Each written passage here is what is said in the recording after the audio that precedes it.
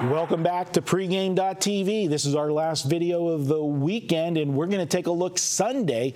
Big game in the NBA. Would have been a little bit bigger had Miami still had that winning streak going, but you know what? There's no line. We're taping on Friday, so obviously we don't have a line for Sunday, but this is such a big game. We felt we needed to talk about it, Ken.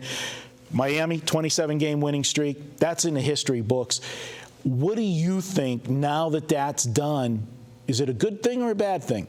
You know, I think it's a good thing as far as it takes pressure off Miami and has them now refocused. This is what we're going after. We're not going after the Lakers' 33-game winning streak. Yes, that would have been a nice feather in the cap. We can look back on it. But unless we win the national title or the NBA championship like we did last year in a shortened season, a lot of skeptics still, hey, Miami got it, but there's an asterisk because last year was a shortened season. So they want to see if the Heat can win it during a full season. So that's where Miami's going to focus. They've been playing well, and it's great to win 27 in a row. It makes you realize in order for us to lose 4 to any one team in a series, it's going to be far-fetched. Yeah, I think the longer this streak went, I definitely believe it was worse for Miami because it was a situation where this team was going at full throttle every single game while the streak was going on. And so many times, Ken, in these games, especially the road games, they were falling behind early and having to mount those big comebacks. I mean, how many times did they rally for wins? That takes a lot more out of you. Let's face it, the NBA season, you know, unless you're fighting for the #1 spot, which they got that taken care of, right. You know, this is meaningless games. You need to just get your team ready, keep your stars sharp, get into the playoffs healthy. And I think the longer the streak went, that was going to start to take its toll on Miami. So I think this is a good thing. Now, we're taping on Friday. Both teams are playing tonight. So that could have, you know, a big say on, you know, what happens if somebody happens to get hurt or not. But heading forward into Sunday's game, you got to think that a lot of people believe that this may be the NBA Finals preview. I mean, the Spurs, I know they haven't been playing as good as they were playing early in the year, but they've had a lot of injuries. Mm-hmm. But they're finding ways to win ugly, and we talk about that. Good teams always seem to find ways to play ugly. Do you think this team has a shot?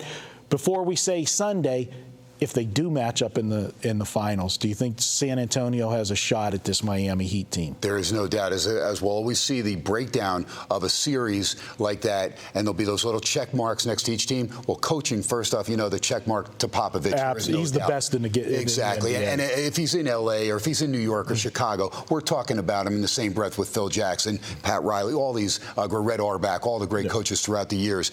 And I really think San Antonio is a team, chemistry-wise, when they got it going, they're one of the best in the business. Home court advantage, we know how good they are down in San Antonio. So I really think San Antonio may be the best matchup for the West to put out there against Miami if Miami represents the East. OKC, LA Clippers, they're solid teams, but the loss of Harden, I think, will come back and bite OKC. And the Clippers, probably a year or two away before they challenge. Yeah, the NBA, it's almost like you have to earn your stripes. You know, we saw it with Oklahoma City 2 years ago. They got to the finals but couldn't get over the, right. You know, now they got over the hump. They got to the final. You have to get there first. The Clippers, they have not gotten, you know, past the first or second round yet. You got to do that first before I can put you in the breath of you're going to challenge for the NBA. I think they're a good team, but I agree with you 100% that the Clippers are going to need a deep run in the playoffs just to gain the experience, and then